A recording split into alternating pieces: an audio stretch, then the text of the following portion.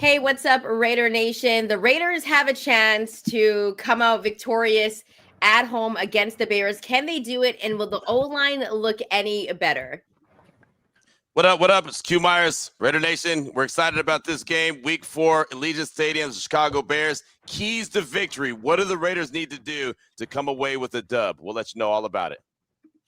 The Raider Nation, Linc Q here. All these questions about this offensive line, we'll touch on the squad show next. Raider Nation, it's time. This is the Raiders Squad. Everything Las Vegas Raiders every week. Covering all the big hits and game-changing plays from the Death Star in the desert. The way only the Locked On Podcast Network can. Commitment to excellence starts here. The Raiders Squad Show starts now.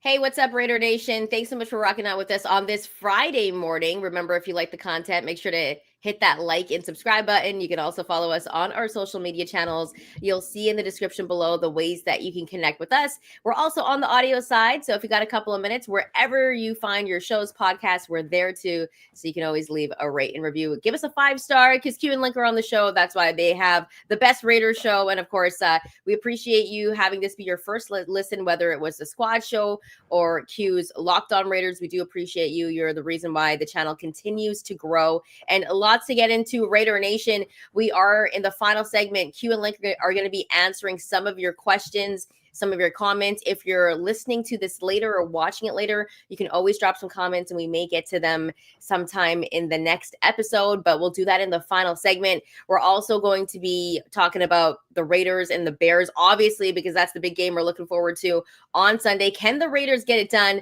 And there was also a story that came out about JPJ. I think it's a little bit stupid, but we're going to get into it. Okay, and I'll tell you why I think it's stupid a little bit later. But let's start off with the Raiders injury news and updates, and also the Bears. I think that's the most important thing, guys, is we head into this game against the Bears on Sunday at home for the Raiders. And obviously, you know, guys, one concern I felt like at one point was Brock Bowers, but he practiced in full on Wednesday.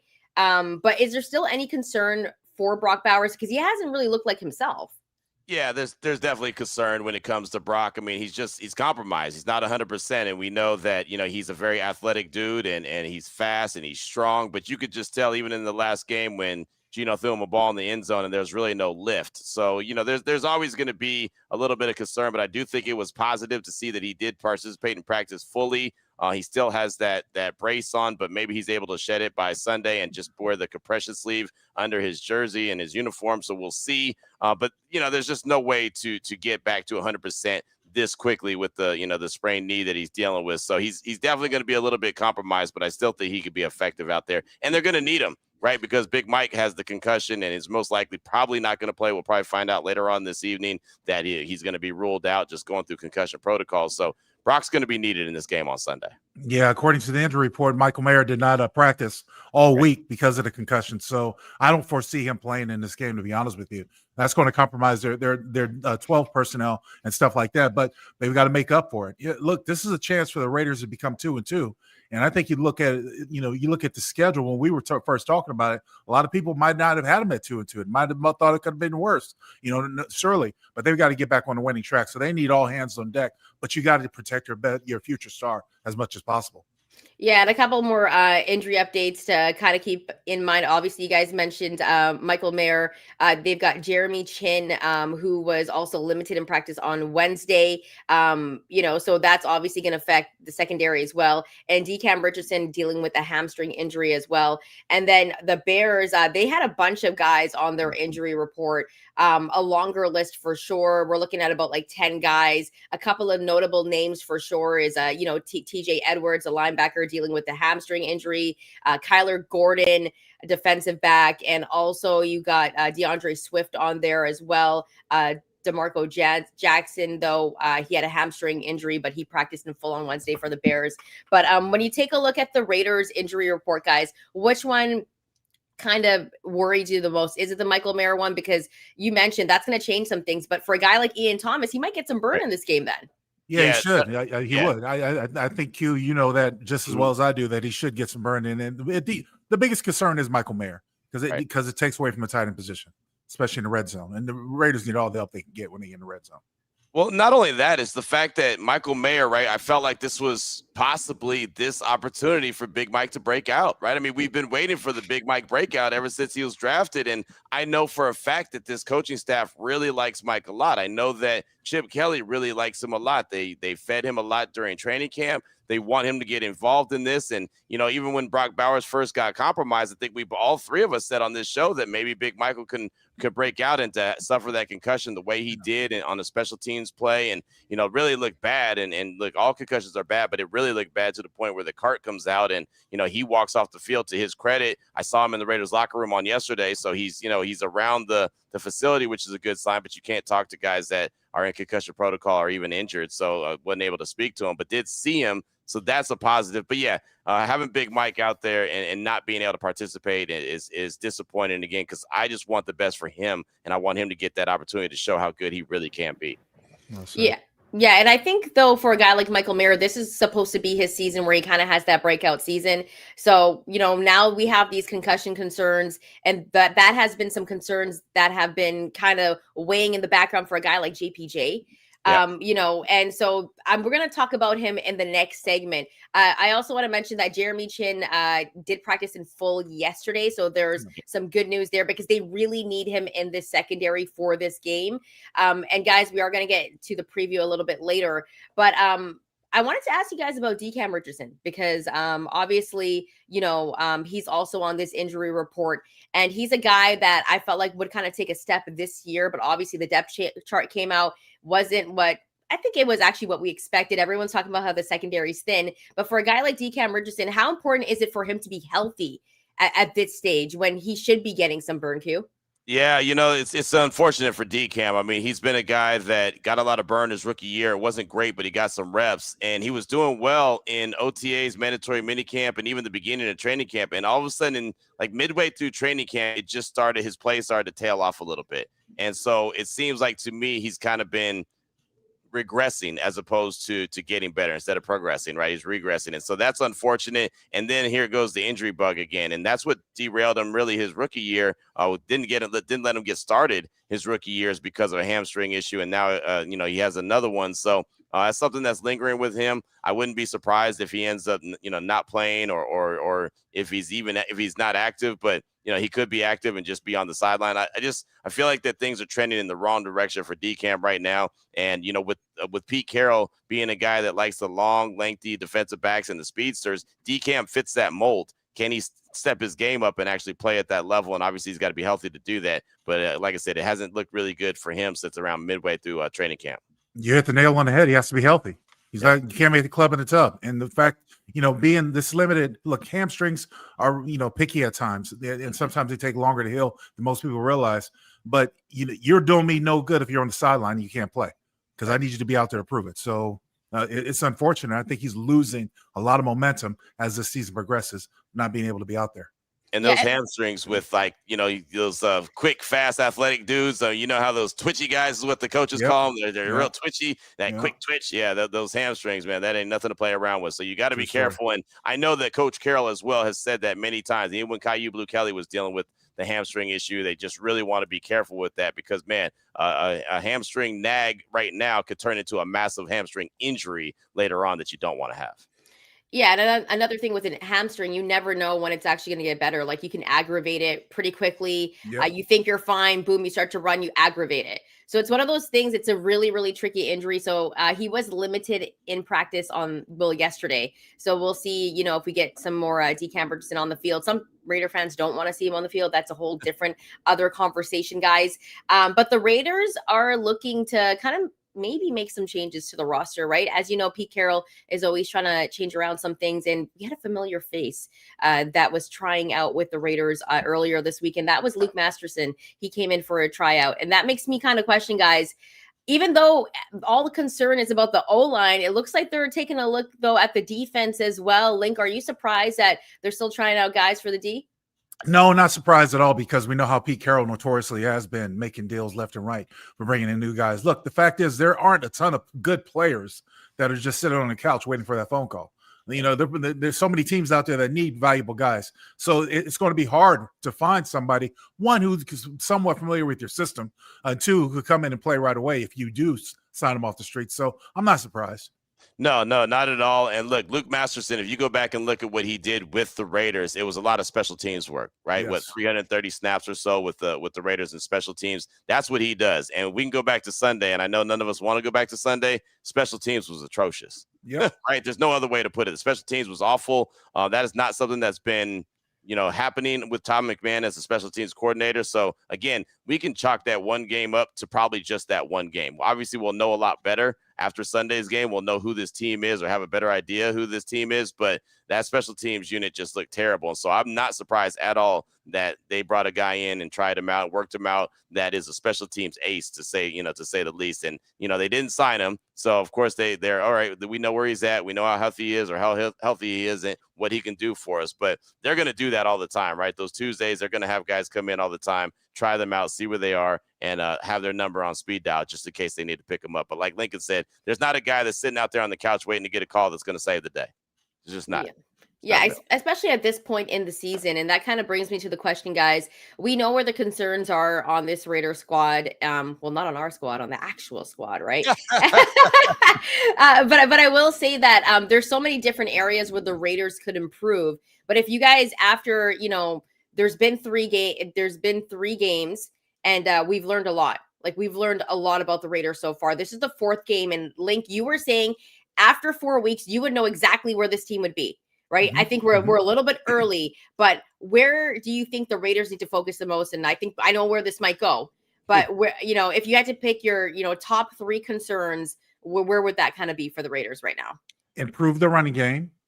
Intermediate secondary passing game has to improve drastically. And defense has got to take better angles when it comes to stopping a run. Yeah.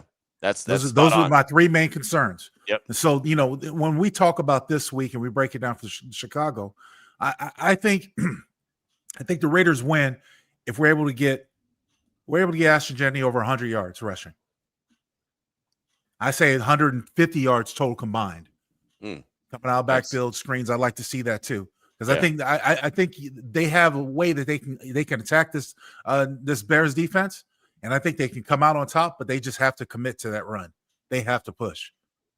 I just think they need to be aggressive offensively. I mean, I think aggressiveness needs to be there, a sense of urgency. I think that they need to get Genty the ball however, right? I mean, look, I think, carrying the rock, obviously get the run game going. 20 carries would be fantastic. 5 catches would be fantastic. It'd be, possibly close to what you're talking about 150 total yards from scrimmage. But I don't care how you get them the ball. Just get them involved. The thing I know about the Bears defense is that their secondary is banged up and their defensive line is suspect. So to me, that sounds like, okay, that's a recipe for a successful offensive showing by the Raiders, but you have to take advantage of it. And again, not to beat a dead horse, but it all goes back to the offensive line. If the offensive line doesn't do their job, it's going to be hard for Geno to attack that secondary. It's going to be hard for Ashton Genty to attack that defensive line and try to get those tough yards and lower his shoulder like he likes to do and set the tone, right? It's going to be hard to do any of that if the offensive line is not doing their job. But honestly, they just need to get Genty more involved in the offense in general. All right. And I'd like to see a little bit of tempo here and there. Linc, you've talked about it many times. Chip Kelly, I'm not asking for Oregon tempo, but every once in a while, when you got a little bit of a rhythm going, boom, don't hesitate to speed it up just a little bit. Make the defense make decisions. Oh, well, we got to keep this personnel out there because they're going a little bit quicker, right? It's okay to throw off the rhythm of them, right? Don't let them get comfortable. Just get aggressive. Like, this is a game, and I hate to say this, and I don't think I've ever gone here before, but they've got to win this game, man. They got to stop the bleeding, right? They're riding a 2-game losing streak. The Bears just came off a big victory of the Cowboys. They have the same record, but this teams, they seem like they're going in different directions, right? The Bears at 1-2 and the Raiders at 1-2 feel like a different 1-2, even though the record says it's the same.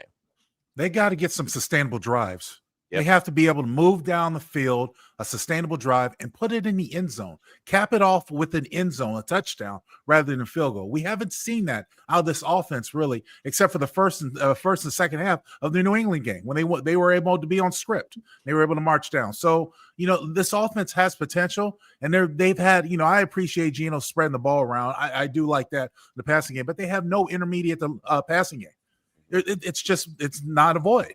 The stuff that they hit last week with Jacoby Myers, the wide open, broken coverages. Right. The Commanders are already giving up. You Right. know what I mean? They're just trying to back up. So they got to have sustainable drives here. Yeah, and we'll see if that happens later on when we preview the Raiders and the Bears. And obviously, we're going to be breaking everything down in detail. Coming up with the next segment, though, there was I want to say a stupid story about JPJ. We talk about the O-line. We're going to dive deep into the O-line. This is probably the dumbest story I've ever seen come up, but we have to talk about it because people are talking about it. And there's lots of platforms that are writing stories about this. So just stay tuned, Raider Nation. We are going to get into it, and Q and Linc are going to give you their thoughts. Also, in the final segment, Q and Linc are also going to be answering some of your questions. So if you have any questions or if you have any comments, you can drop them in the chat, Raider Nation, and we will get to those in the final segment. And remember, if you're watching or listening to this later, you can always drop comments on our YouTube page, or you can even hit us up on Twitter, wherever the ways that you can connect with us. And you can ask us some questions, and we might get them in on the next episode. So keep it locked here on the Raider Squad Show. You're watching or listening to the Locked On Network. This episode is brought to you by Square. Your favorite neighborhood spots run on Square. There are certain businesses that truly make the neighborhood feel like home. Whether it's the local sports bar packed on game days, the coffee shops that know your order by heart, or the corner deli that's been serving your community for decades. These are the places that bring people together. When neighborhood businesses thrive, the whole neighborhood thrives. Now, there's a really good spot in Seattle. They actually have a few spots all over the states. It's called Tom's Watch Bar right by Climate Pledge.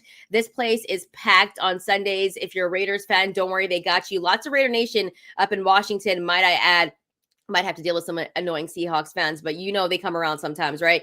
But this Tom's Watch Bar is great. TVs everywhere, good vibes, and they even have a good rooftop. And if the weather's good, it's always a good time. So Square is a proud partner of more than 4 million neighborhood businesses around the world. You can go to square.com/go/LockedOnNFL to learn more. But before you do, go to support your favorite neighborhood spot.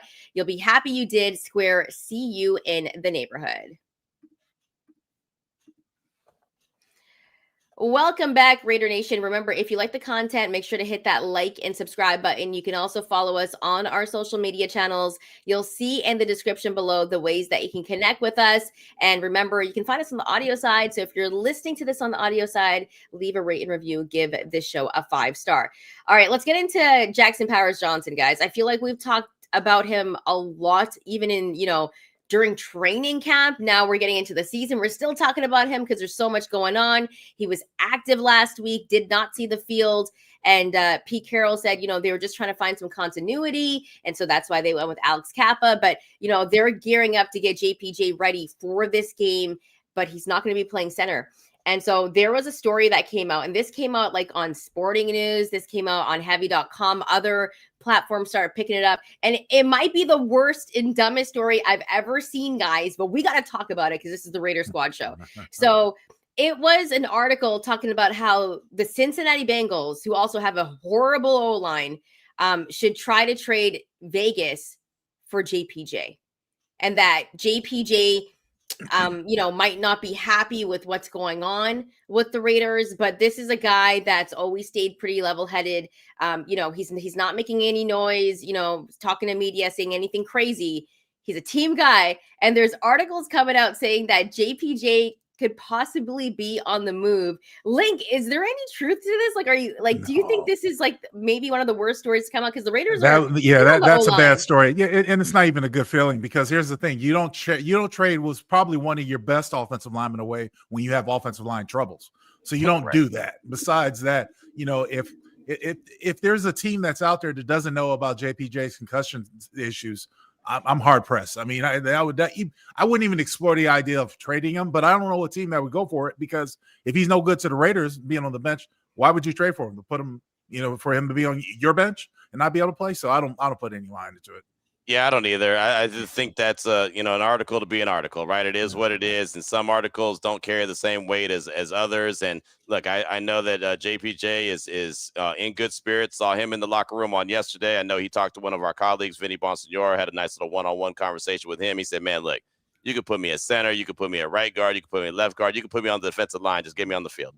That's what his approach was. Yesterday at practice, you saw Pete Carroll and him chest bumping with each other and looking like they're in a good position. Chip Kelly, when we talked to him, said, "Hey, look, we are looking forward to having JPJ and that toughness back on the offensive line. And it made me think about what Lincoln says all the time about the MIM, the mauler in the middle, right? And so he said that he provides that toughness, and his body type is why they feel so good about him at the right guard spot, because he can take on a 3 technique where, the other guys can't do that. And he's got the body type to do that. So they feel good about having him back in the mix. They didn't play him last week, Pete Carroll said, because it was a short week. There was no hitting. He hasn't hit in 2 weeks and coming off the concussion. So they want him to be right. So this is the week that he was able to go out there and do that throughout the course of practice. I expect him to be back out there. And, I expect him to kind of set the tone. And this is what I'm hoping for. And I know we'll get to keys to get victory and all that good stuff, but I'm hoping he can get out there, set the tone, and have that, bring that nasty to the offensive line, because he's the guy.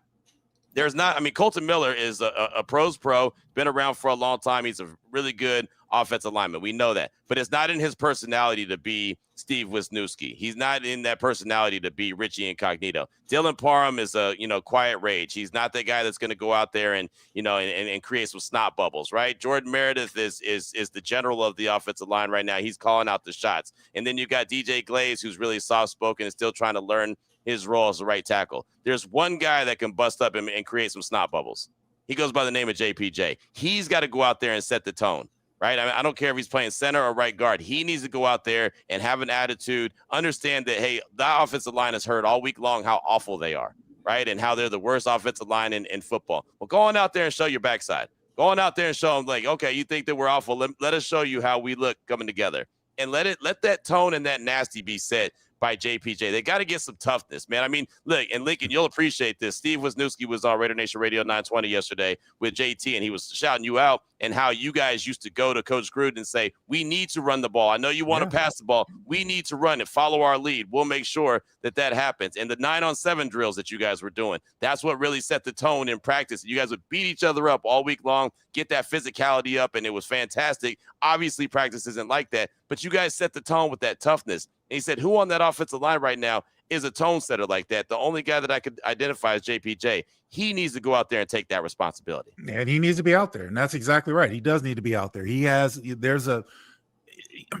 This offensive line has to start, frothing at the mouth, if you ask me. They've got to find a way to pin their ears back and go after guys. Mm-hmm. There's really no reason why these short, stocky outside linebackers should be playing on the line of scrimmage in the National Football League. You should be pushing those guys around, but they got to get something started. They got to sustain drives. This is what it comes down to. They got to sustain drives, and they go out there and push people around and do it with an attitude. And I have not seen that yet this season. I need to see it. Yeah, and I think the thing with the offensive line that everyone's kind of concerned about is still the conversation of JPJ not playing center. But, Pete Carroll and the coaching staff, Brendan Carroll, they made that move in, before training camp. They told a guy like Meredith that he would be playing that center position. So they're locked in on that. But as we know, guys, near the end of last season, this was an O-line, which, by the way, still the same pieces. They've just been moved around. This is the same O-line that looked a lot better near the end of the season. Like during the season, I was frustrated watching them. But near the end of the season, they started to look a little bit better, right? And they still have all the same guys, just in, different places. Do you think that if this game goes poorly, if the O-line still looks absolutely horrific, and I know, Linc, you said don't make any changes until the bye week, right? Till after the bye week. But if they look horrific, do you think that the Raiders maybe possibly think to go back to that O-line that they were using last year?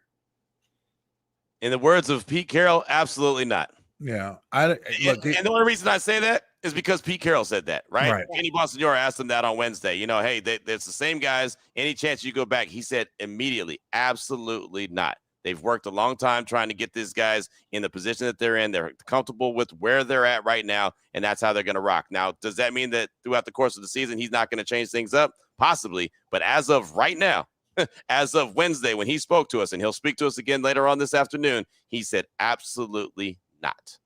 If they go with the same lineup they had last week, again, with Alex Cappa at right guard, starting right guard, it's just their second game together with that line that way and the last game was pathetic. So they've got to get some reps in there. You got to have that continuity the same. Whatever you're going to do, make your decision, go with it and play them.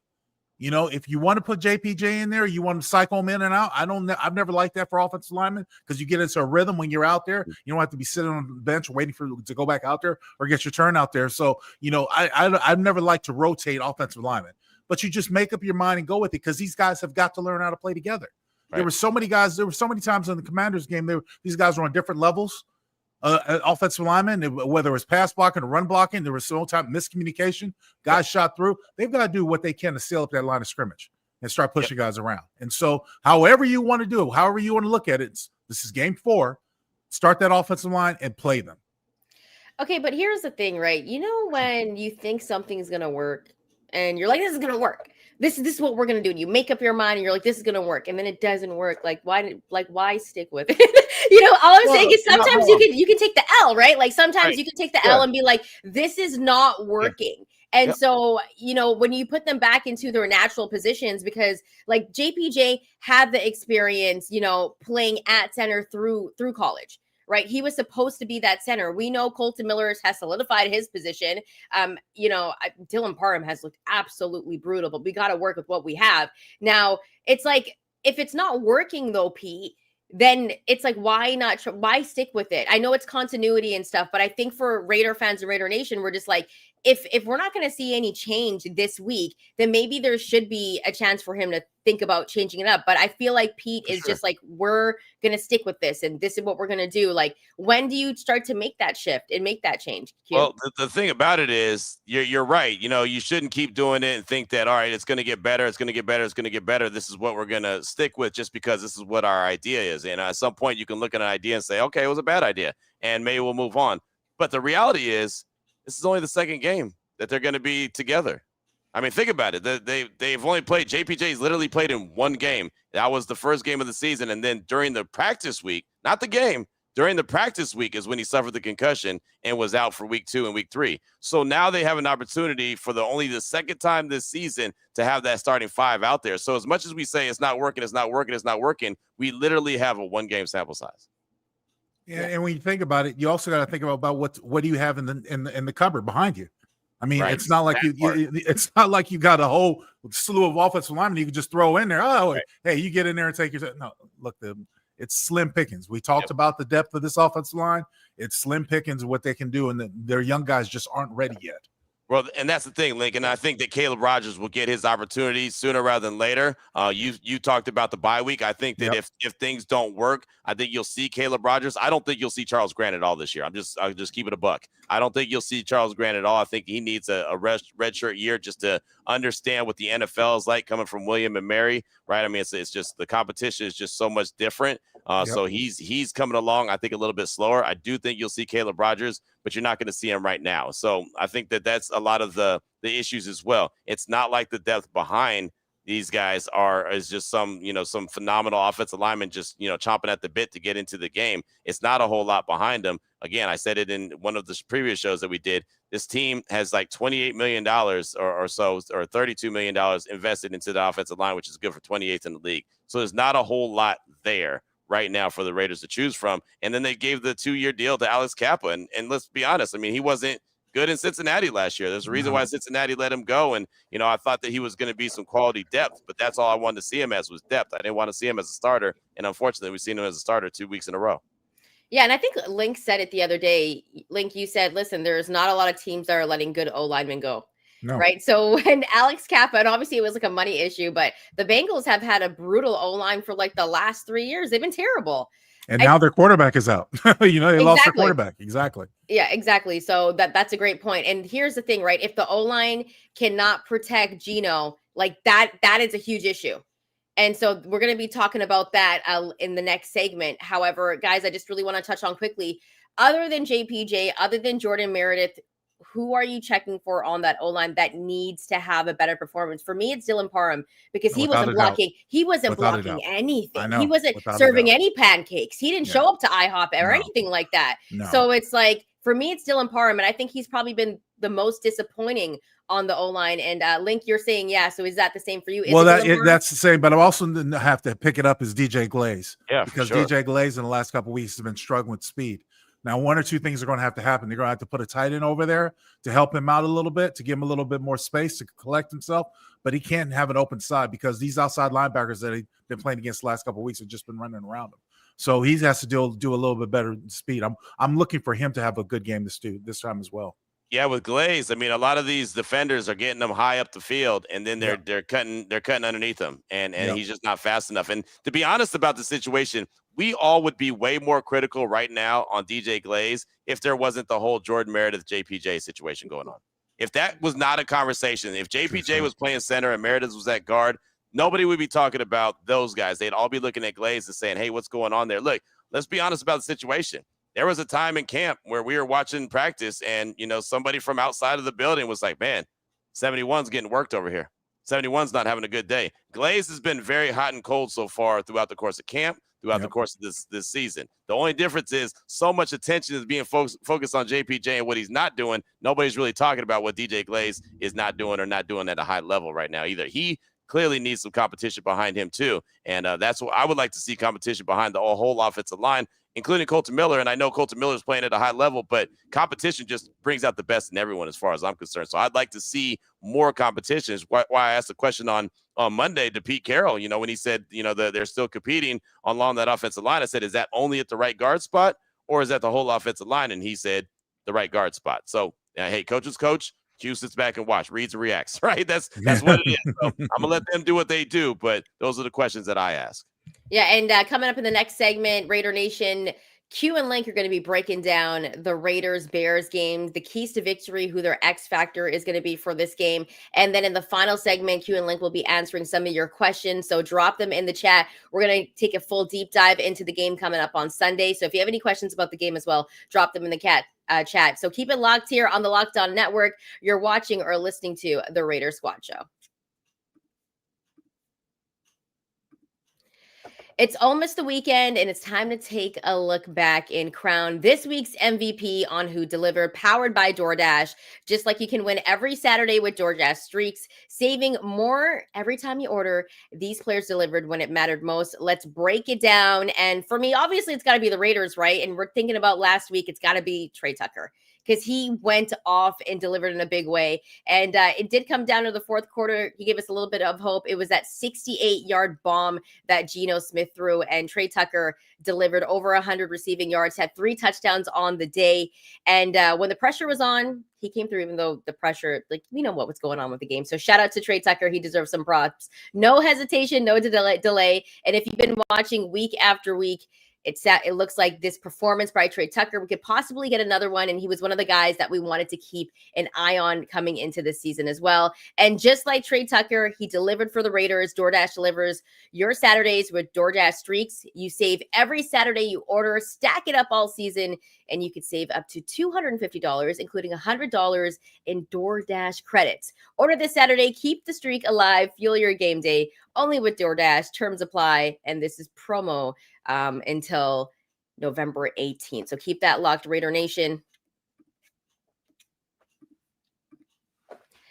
All right, welcome back, Raider Nation. Remember, if you like the content, hit that like and subscribe button. You can also follow us on our social media channels, and we're also on the audio side, so you can find us there as well. Guys, now we got to talk about the big game on Sunday. Raiders are 1-2. The Bears are 1-2. Big game, lots on the line. This is a home game for the Raiders, so no 10 a.m. game. I hate those 10 a.m. games. They scare me. But this is a huge game for the Raiders. And to be honest with you, if the Raiders go 2-2, I think Raider Nation will be a little bit calm. But Q, we'll start off with you first. What are the keys of victory for the Raiders to get this W at home against the Bears, who looked really good against the Dallas Cowboys? They did, but you said it. It was against the Dallas Cowboys, and their defense is terrible, right? I mean, that's the one thing that I could feel like I could say with a lot of confidence that the Cowboys defense is really bad. So don't really have a great idea of how far along this Bears offense is. It looks a lot better with Caleb Williams and Ben Johnson. Obviously, they got Rome Odunze and DJ Moore, so that's going to be tough. But, I'll just start offensively because I do think that the tone's got to be sent offensively with the keys to victory, and I believe that they need to be aggressive. I'm not saying get reckless out there with the ball, but I just think that they need to get aggressive with their play calling. I think that Chip's got to get a little bit more creative, get the ball to Ashton Genty in many different ways. Look, the Bears defensive line has struggled to stop the run. Okay, that's a really good sign for the Raiders who've struggled to get their running game going. Their secondary is very banged up. Jalen Johnson is out. So now you have an opportunity for a guy like Jacoby Myers to be able to eat. Maybe Dante Thornton, who's been a big playmaker. Trey Tucker obviously had a really good game on Sunday. And even Jack Bech, the rookie, I mean, he's only got a few catches so far in the season, but he's a guy who's a solid pass catcher. So I think there's opportunities for this Raiders offense to look a lot better than it looked. I mean, this Raiders team in general to look a lot better than it did on Sunday. But, I mean, they have an opportunity because there are questions along this Bears defense with all the injuries that they're dealing with. I just think that they have to be aggressive with their play calling, not necessarily, like I said, not necessarily throwing the ball in the double, triple coverage. I'm not saying get reckless. Just, you've got to be able to open up the playbook a little bit more. The one thing I was excited about with Chip Kelly is I didn't think that the offense was going to get very predictable. And, for the most part, it's been pretty good from what we've seen for a couple of weeks. And then obviously last week, just the whole game was bad from every direction. So I just think that aggressive play calling, Geno Smith making the right decisions, getting Ashton Genty involved in the game any way that you can is a successful start for this offense on Sunday. Now they got to start fast. They can't start in the hole like they did the last two games. So one with the kickoff return last week and then the interception the week before against the Chargers. Their first drive has got to be a long, sustainable drive that marches down the field and it gets sevens.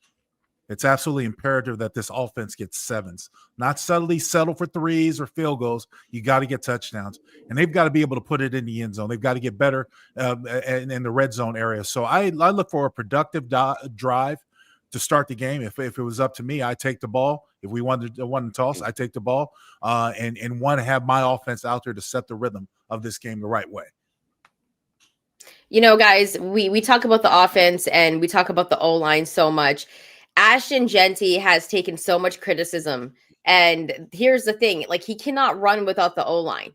Right. The O-line has to open up those holes for him. What's a successful game for Genty in this game? Because here's the thing, even though he hasn't had like these crazy numbers where he's rushing for over 100 yards, there has been times during the game where you're like, wow, this guy is super talented. If only he can get those holes to open up for him. What would be a successful game for him against the Bears? And if he was to have a successful game in this one, which I think is kind of like it could happen in this game against the Bears, because the Bears are the Bears. They're going to bear, you know what I mean? At some point, they're going to be a Chicago Bears team. So what's a successful game for Ashton Genty in this game, Q? I'll say 20 or more touches. How about that? Instead of going with the yards, I think 20 or more touches. If he is active in the game like that, I think good things could happen for the Raiders, because I do think this Bears defense is suspect right now, especially the defensive line. They're not good at stopping the run. This could be a really good breakout game for Genty. This could be a really good breakout game for the offensive line, right? It's like I say it in basketball all the time, and I played basketball a lot. Sometimes you just don't hit your shots, and sometimes you just need to get to the free throw line and see that bad boy get through the rim a couple times. And when you see that bucket, then all of a sudden you're in a rhythm. If this offensive line could all of a sudden start run blocking and start to get a couple of those pancakes and start to get a little nasty and feel like that they're starting to put their will and lean on the defensive line, and you're seeing success, that breeds confidence. Right now, it doesn't look like the offensive line is playing with a lot of confidence. It doesn't look like the team is playing with a lot of confidence in general. Sometimes you just need to see a bucket go through. And if you get that, then all of a sudden you're able to play at a higher level, have a little bit of more chip on your shoulder, have a little bit of nasty to you, like, oh, yeah, you know it's coming and you can't stop it. Lincoln will tell you. I ain't got to tell you. He knows when the offensive line is feeling it, they're feeling it, and there's nothing you could do about it. They've got to get into that kind of rhythm. It's one of the greatest feelings in the world when you can instill your will upon another man and just take them to you're not going to be able to stop me. It's a beautiful thing. But I will say this. No, you're not in prison. Well, okay. Oh, goodness. Too soon. Take that. Anyway, anyway. I will say this. The Raiders have got to stay ahead of schedule. And what I mean by that is they've got to start out with first down and get positive yards, 3 to 4 yards on the start of a series. They can't rely on going backwards or negative yards. Starting off a series 2nd and 12 or 3rd and 9. That's their offense is just not productive that way. So they got to get a good chunk of yards to start the series. And then if they're going to come and mix it with run and pass, so be it. But they still got to get productive yards to where they can sustain drives. The big thing coming in, you asked about Ashton Genty. To me, I think it's 150 total yards. I'm reminded back in the days when New Orleans had Alvin Kamara, and they did everything through him. Yep. Screens, arrow routes, angle routes coming out of the backfield, everything with him. That's what you have to have for Ashton, especially since Brock is not 100%. Right. You know, somebody else is going to break out. They're going to start focusing on Ashton. The Chargers took Ashton away, said you're going to beat us with the pass. And it was a lesson learned. Same thing if you said about the Commanders. They had so many backups in there. I didn't recognize half the guys they had in there, but they were still shutting it down because the Raiders had too much penetration. It was not a good line for the offensive line that day. Not a good day for him. So I think if this is the time for this young man to have a breakout game, find 150 total yards, find a way to get it to him and get it to him often because he's exciting to watch.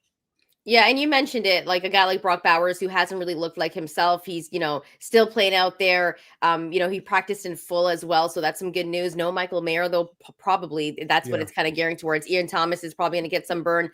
But a guy like Geno Smith, right? And I think Geno Smith looked a lot better in this game than he did in that Chargers game. A lot better. And the numbers kind of showed that, too. He was more efficient. And I think that's what's important for Geno, because let's be serious. As much as we talk about how Ashton Jeanty needs that O-line, Geno needs time to throw too. Yes, I mean, and here's the thing. It's like he's going to take a lot of criticism because it's always going to land on the head coach or the quarterback. Geno Smith is facing a secondary that Q has said is sus. This is a secondary that has struggled. Now, if they play like they did in Dallas, then it's a little bit different. Right. But if this is the first 2 weeks of, that Bears secondary that we saw that we're going to see against the Raiders, Geno can be a gunslinger. Right. But it's just about him throwing it in like triple double coverage. But against this secondary, he might be able to get away with it. What type of performance do we want to see from Geno? And do you think we get that Geno performance that we saw against the Pats, Q? Yeah, I think there's a good opportunity for that. Look, that game that Geno had against the Chargers is not a typical Geno Smith game.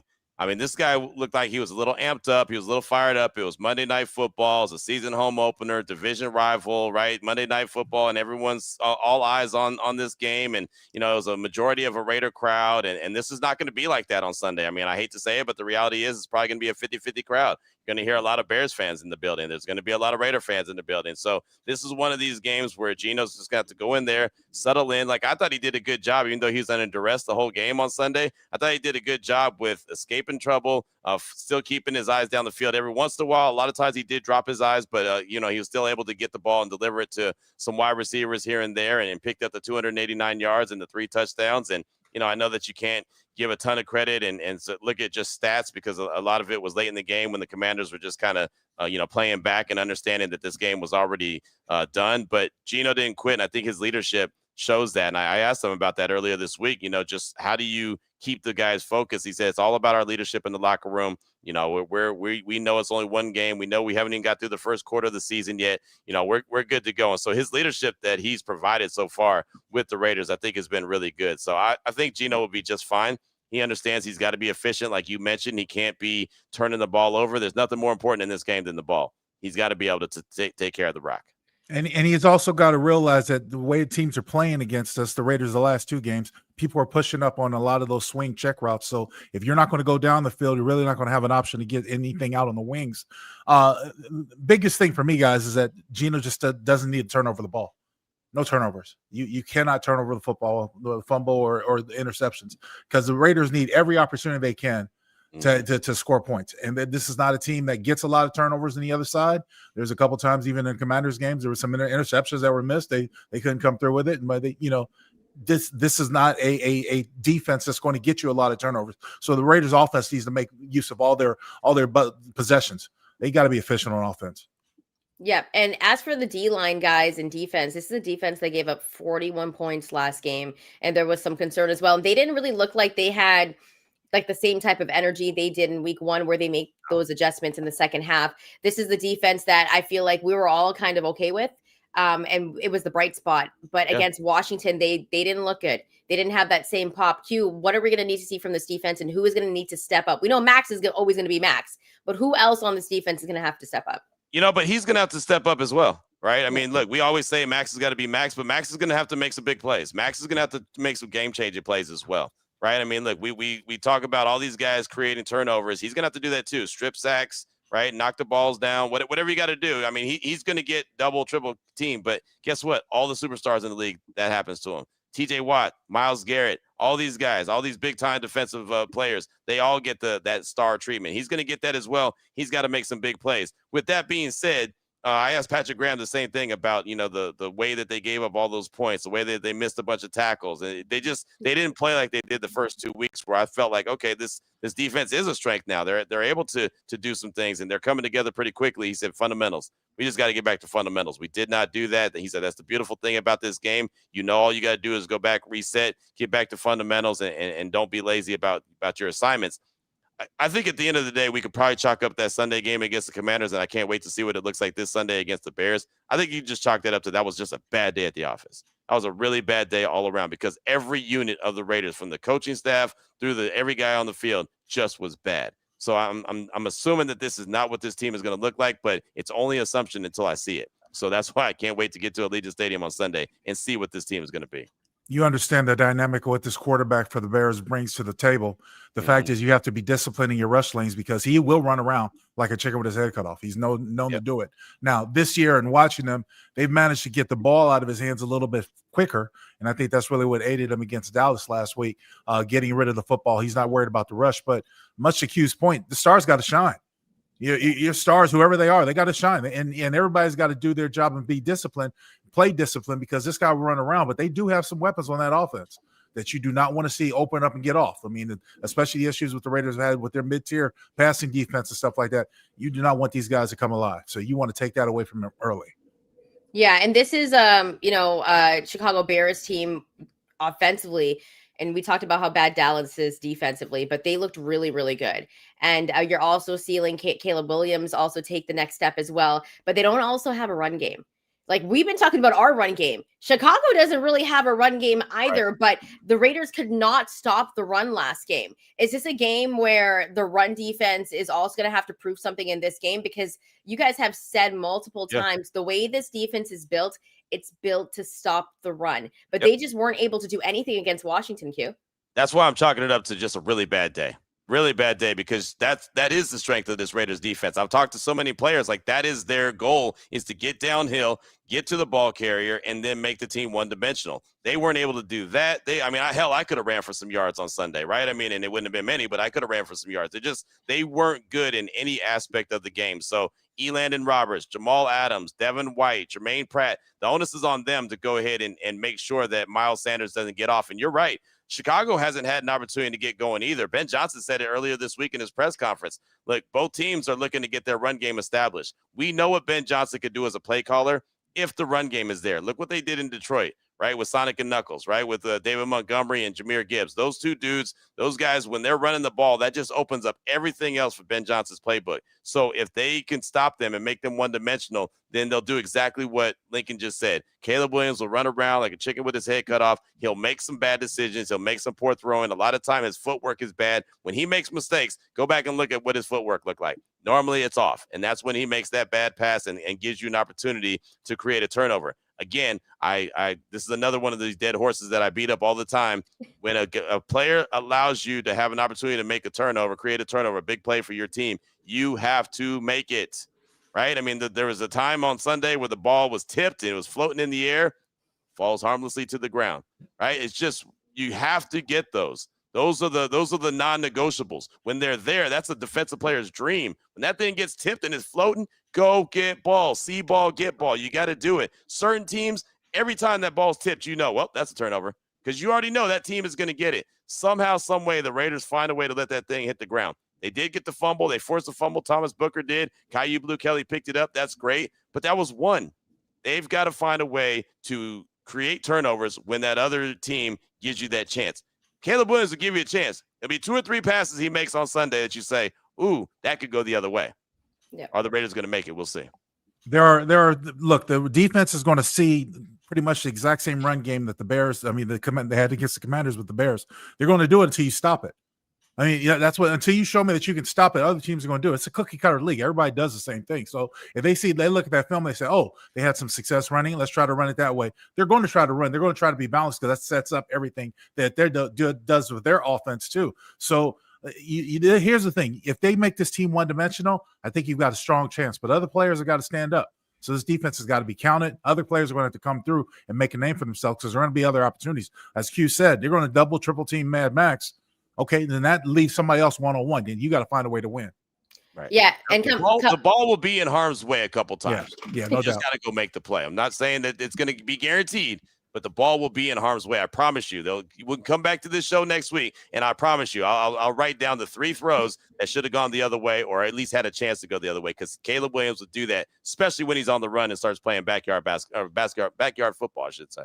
Yeah, and I think the Raiders secondary will have their hands full as well with a guy like Rome Odunze and also DJ Moore. Like, Yes. this Bears team does have targets. I think this could possibly be a shootout, guys, because both secondaries, aren't the best in the league. But we're going to get into your guys's X factors and predictions for this game in the next segment. And plus, in the next segment, if you got questions, drop them in the chat. I've seen some great questions so far, Raider Nation. Q and Linc will be answering that in the next segment. So keep it locked here on the Locked On Network. You're watching or listening to the Raider Squad Show.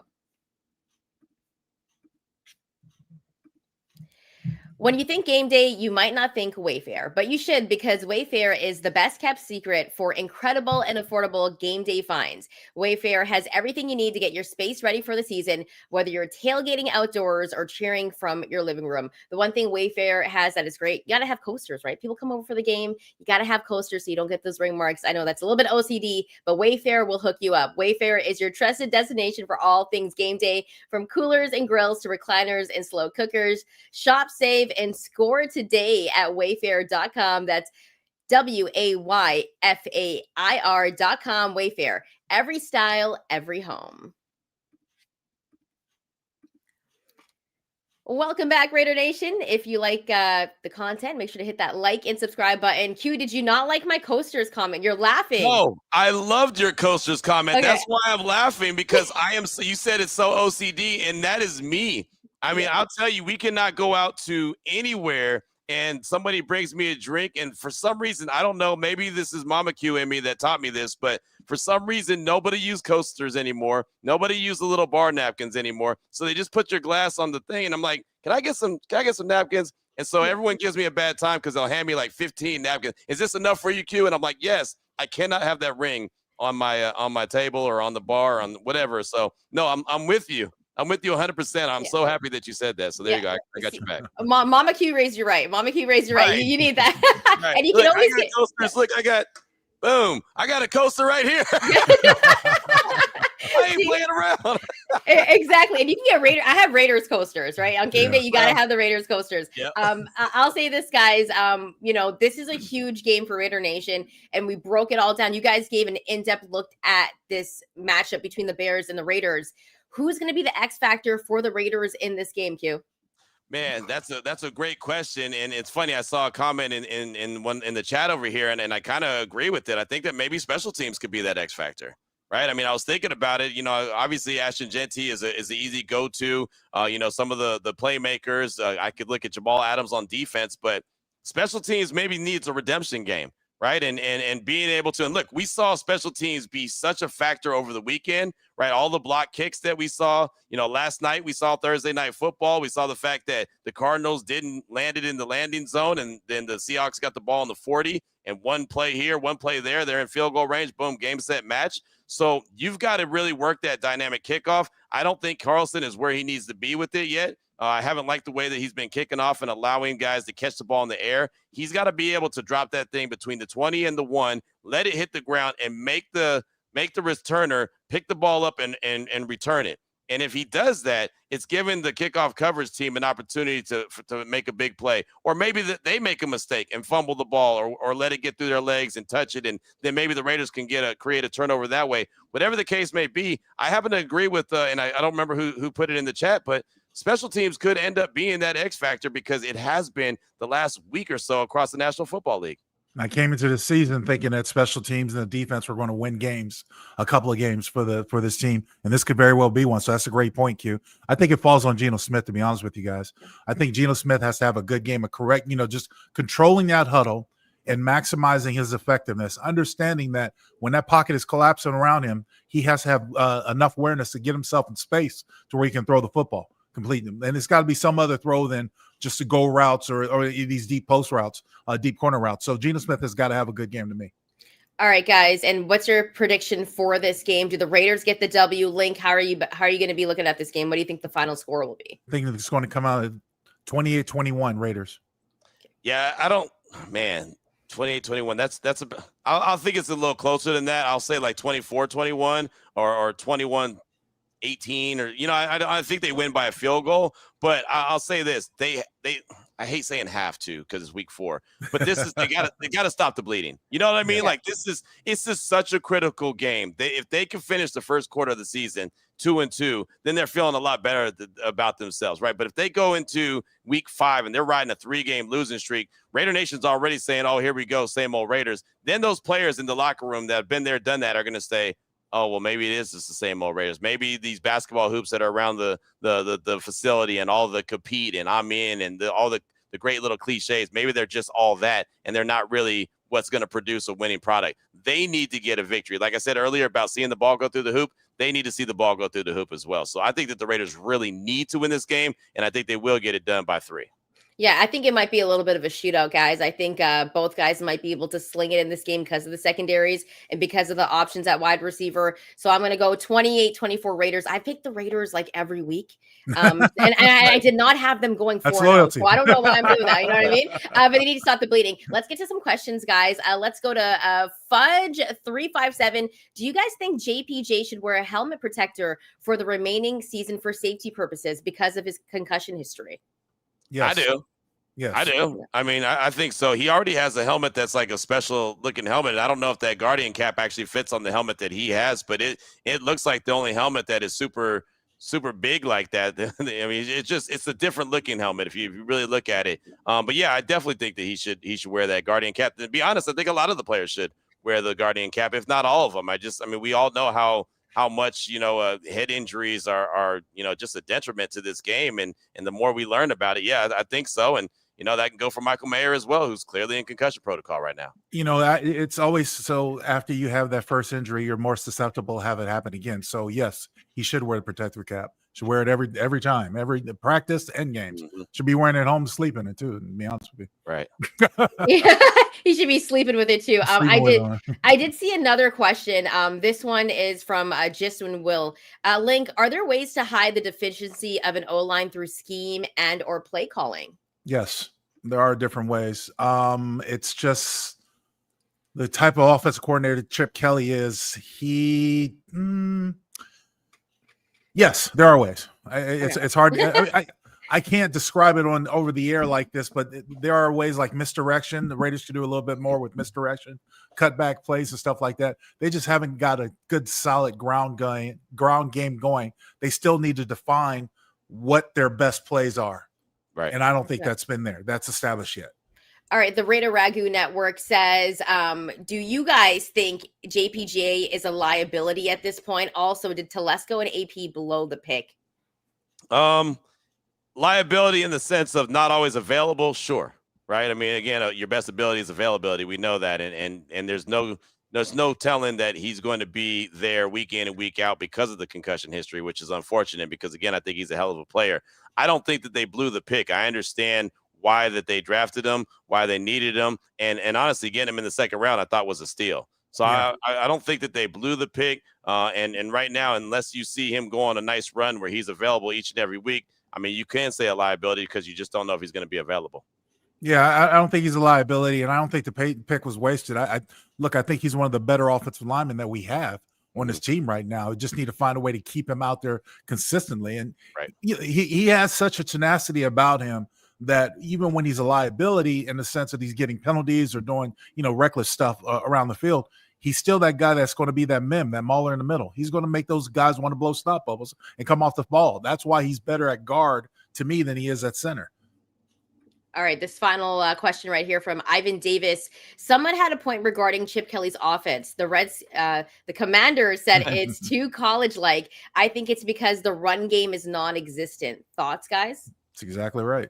It's exactly right. There is no run game. It is exactly right. It looks like a college system that really doesn't have a lot of depth or a lot of parity because you're really trying to get out there. I mean, most of the time it's 3 and outs. Right. Let's face it, the offense is 3 and outs. You're not getting into a rhythm. You're not be able to see anything. You try to do one play, you start the next down to 2nd and 12. Now you're behind, and you're trying to catch up. They focus on pressure? The offensive line collapse, can't get anything done. So, yeah, with no running game, this does look like a college offense. Right. And with no running game, most offenses aren't going to look good.